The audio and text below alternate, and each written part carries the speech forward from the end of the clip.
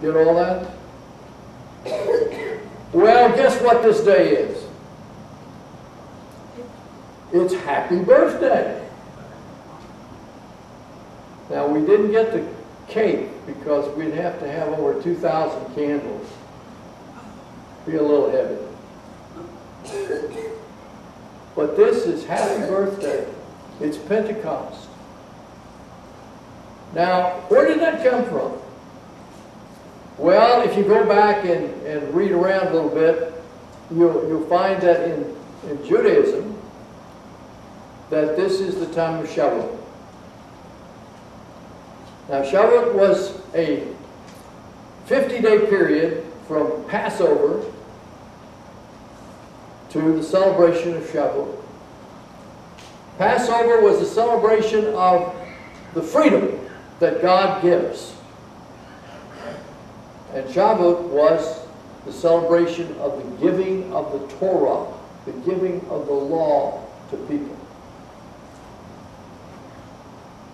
And we modeled our Easter, Good Friday, and our Pentecost off of those old patterns.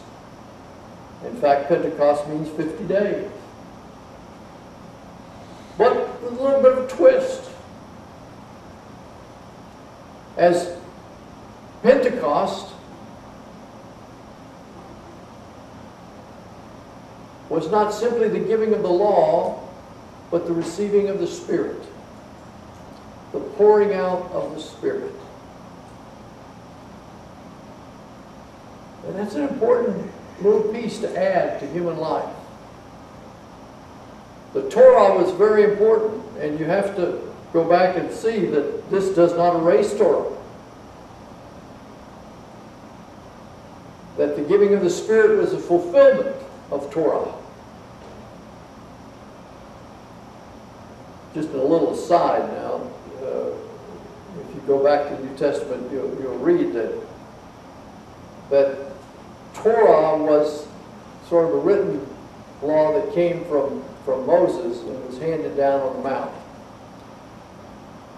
There was a whole section of oral law that came out of the Babylonian exile.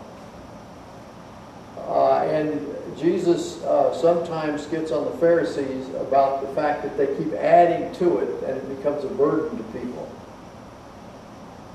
And if you go back and read between the lines a little bit, the Samaritans were those who held to the Torah, but they didn't hold to the oral law. So they were looked down upon by those who held to the oral law and the Torah. But now a third element is added. And that is the blessing of the Spirit. The Spirit of the Lord descend upon my heart, as we say. Now, this is not the first time in the New Testament Gospels that the Holy Spirit is present. If you read very carefully, you will see that the Holy Spirit makes a visit to the Virgin Mary.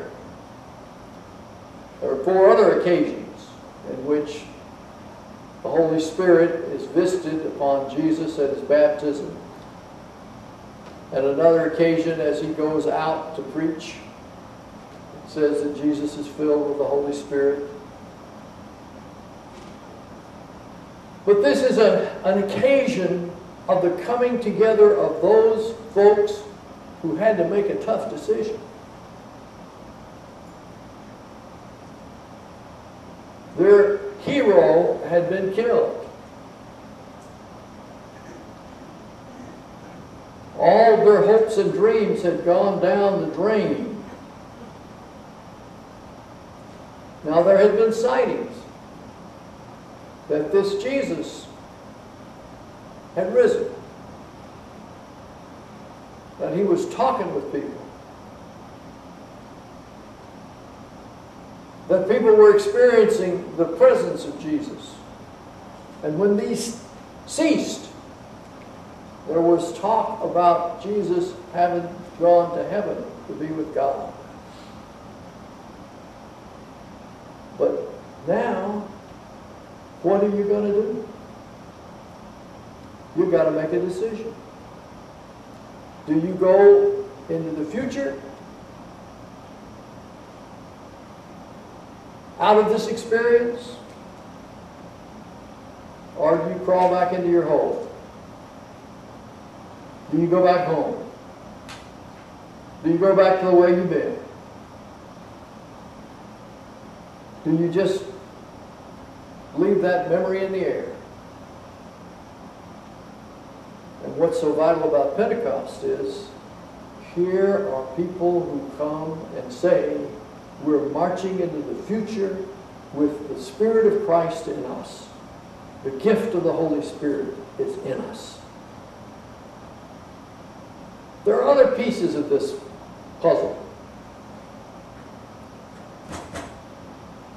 Because the people that are gathered there are not just the chosen few, but they're people from other lands.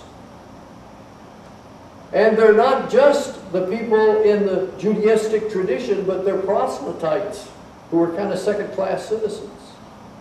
And all are there. And all are part of this. And the freedom of the Exodus and the fullness of the law and the blessings of the Spirit are all there. Now, everybody knows about Spirit. We shouldn't put our thumbs under our arms and go about bragging that we know about the Spirit and other people don't know about it. We have a document in Methodism about prevenient grace, that before you go someplace, Jesus has already been there. Jesus is with people. You don't have to take Jesus. You may have to awaken some things, but that's true about all of us. That the Spirit is always precedes, always there. It's part of life, period. Now, there are all kinds of spirits. I suspect we're all familiar with school spirit. We got out there and we cheered our team on. And you know, when they went and made that fantastic goal and we all cheered and hugged each other and a spirit swept over us and some of us did things we'd never do, you know, normally. We acted strange because the Spirit had got hold of us. And we were just having a grand time. The Spirit does that. And the Holy Spirit is the Spirit that's being talked about, that takes people beyond their parochialness, that pushes them beyond their understandings, that takes them beyond the rational to that which is not perceived, pushes people outside of their box. If you look back at the early church, the fact was that women had a different role in it than the cultures that they came out of. The slaves had a different role in it than the culture they came out of. That foreigners had a different role in it. They were included. They could sit at the same table. They could participate in the fellowship. And they would reach out to the poorest and those who were disreputable and those who had no status at all.